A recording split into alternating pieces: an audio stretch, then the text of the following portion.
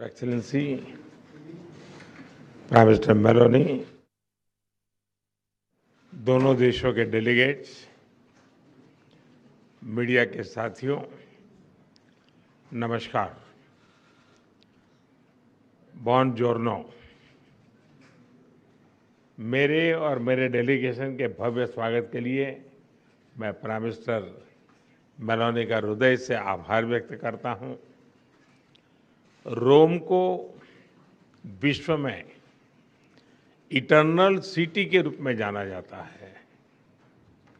भारत में मेरी लोकसभा कॉन्स्टिट्यूंसी काशी, उसको भी अनादि और शाश्वत नगर माना जाता है।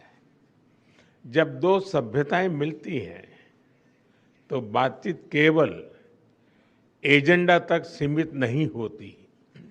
इसमें इतिहास की गहराई, भविष्य की दृष्टि और मित्रता की सहजता तीनों साथ दिखाई देते हैं। फ्रेंड, पिछले लगभग 3.5 वर्षों में मुझे कई बार प्राइम मिनिस्टर मेलोनी से मिलने का अवसर मिला है। यह भारत और इटली के बीच करीबी सहयोग और सामंजस्य को दर्शाता है।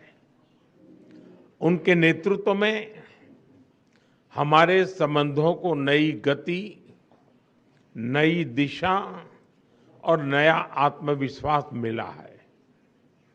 मुझे खुशी है कि हम अपने संबंधों को अपग्रेड करते हुए स्पेशल स्ट्रेटेजिक पार्टनरशिप की घोषणा कर रहे हैं। फ्रेंड्स, आज की बैठक में हमने हमारी भावी साझेदारी को और सशक्त बनाने के लिए विस्तृत रूप से चर्चा की। Bharat Italy joint strategic action plan 2025 to 2029 हमारी साझेदारी को एक प्रैक्टिकल और फ्यूचरिस्टिक ढांचा प्रदान करता है। हम इस पर समयबद्ध तरीके से आगे बढ़ रहे हैं। हमारे साझा प्रयासों में द्विपक्षीय व्यापार के 20 बिलियन यूरो के लक्ष्य की ओर तेजी से बढ़ रहा है। भारत में मौजूद 800 से अधिक इटालियन कंपनीज भारत की ग्रोथ स्टोरी में सक्रिय भागीदार बन रही है।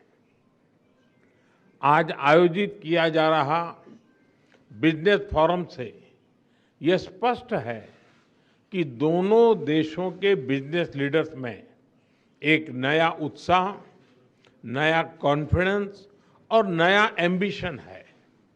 इटली विश्व में डिजाइन और प्रिसिशन के लिए जाना जाता है।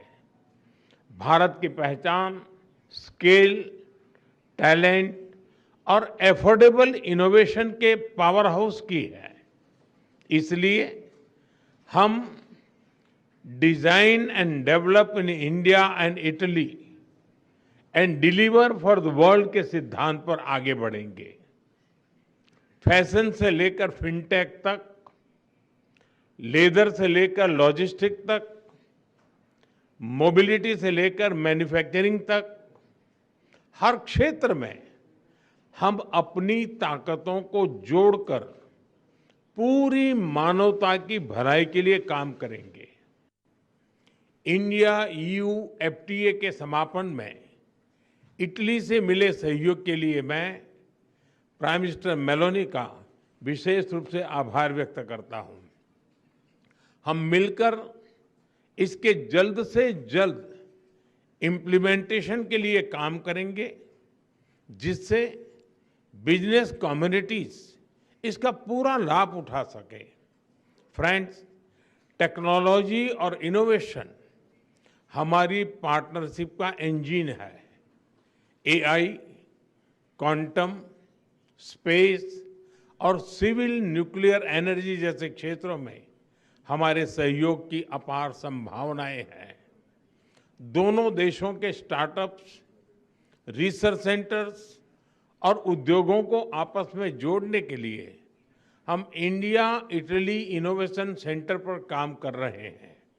फ्रेंड्स, रक्षा और सुरक्षा के क्षेत्रों में करीबी सहयोग हमारे गहरे आपसी विश्वास का प्रतीक है। हमारी सेनाओं के साथ साथ दोनों देशों के रक्षा उद्योगों के बीच भी सहयोग बढ़ रहा है। हमारे डिफेंस इंडस्ट्रियल रोडमैप से को डेवलपमेंट और को प्रोडक्शन का मार्ग प्रशस्त हुआ है। मैरीटाइम पावर्स के रूप में भारत और इटली के बीच कनेक्टिविटी के क्षेत्र में करीबी सहयोग स्वाभाविक है। हम मिलकर शिपिंग, पोर्ट्स मॉडर्नाइजेशन, लॉजिस्टिक्स और ब्लू इकोनॉमी पर काम करेंगे। हमने अपनी विन विन साझेदारी को तीसरे देशों तक ले जाने पर भी चर्चा की। इस दिशा में आगे बढ़ते हुए हम अफ्रीका में ठोस प्रोजेक्ट्स पर काम करने के लिए सहमत हुए। फ्रेंड्स, भारत और इटली एकमत है कि आतंकवाद मानवता के लिए गंभीर चुनौती है। टेरर फाइनेंसिंग के खिलाफ हमारी साझा पहल ने पूरे विश्व के सामने एक महत्वपूर्ण उदाहरण प्रस्तुत किया है। भारत और इटली ने यह स्पष्ट संदेश दिया है कि रिस्पॉन्सिबल डेमोक्रेसीज केवल आतंकवाद की निंदा नहीं करती, बल्कि उसके फाइनेंशियल नेटवर्क को तोड़ने के लिए भी ठोस कदम भी उठाती है। यूक्रेन, पश्चिम एशिया तथा अन्य तनावों को लेकर हम लगातार संपर्क में रहे हैं। भारत का मत स्पष्ट है कि सभी समस्याओं का समाधान डायलॉग और डिप्लोमेसी के माध्यम से होना चाहिए। फ्रेंड्स, हमारे ऐतिहासिक, सांस्कृतिक और पीपल टू पीपल संबंधों की झलक दोनों देशों में कदम कदम पर दिखाई देती है। इटली में भारतीय कला, योग, आयुर्वेद और खान-पान के प्रति आकर्षण बढ़ रहा है। संस्कृत और लैटिन जैसी प्राचीन भाषाएं एक ही भाषा परिवार से आती हैं। यह दर्शाता है कि हमारा रिश्ता केवल डिप्लोमेसी का नहीं, साझी धरोहर का है।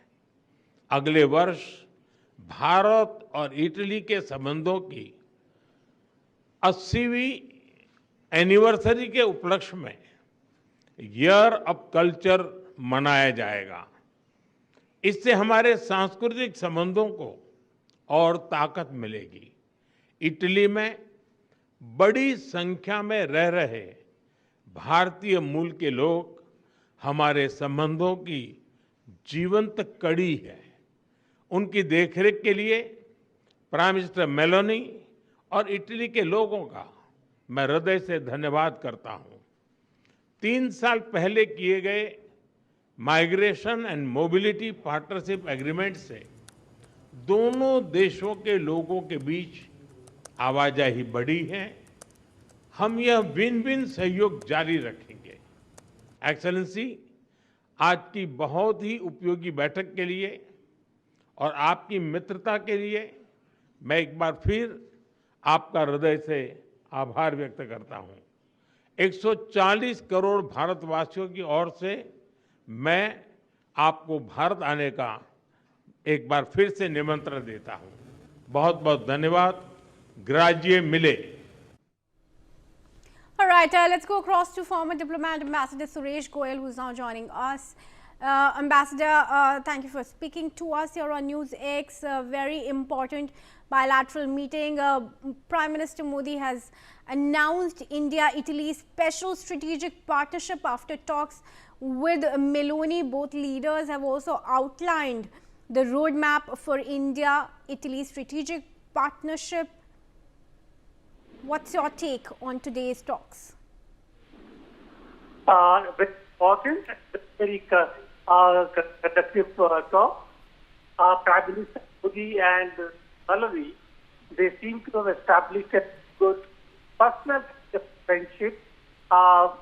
We saw that in G20 meeting in Delhi, India, where she came, and then again the same friendship was manifest during the visit here. But also the relationship in terms of both bilateral and even more importantly, when we talk about really sectoral relationships here, you have the India-Mediterranean relations, which today the Article 5 board, Modi and Malani have spoken about, and therefore in terms of both bilateral and multilateral relations, it has gone up very, very. Right. As far as the maritime India, Middle East, Europe economic corridor is concerned, how significant do you think it is, especially as an answer or an alternative to the CPEC and BRI? I'm not going to take compared to the others. CPEC, as we know, is not functioning really at all, simply because CPEC has become another metaphor to basically transfer the old antiquated technology, and that is not climate friendly. There is no comparison at all.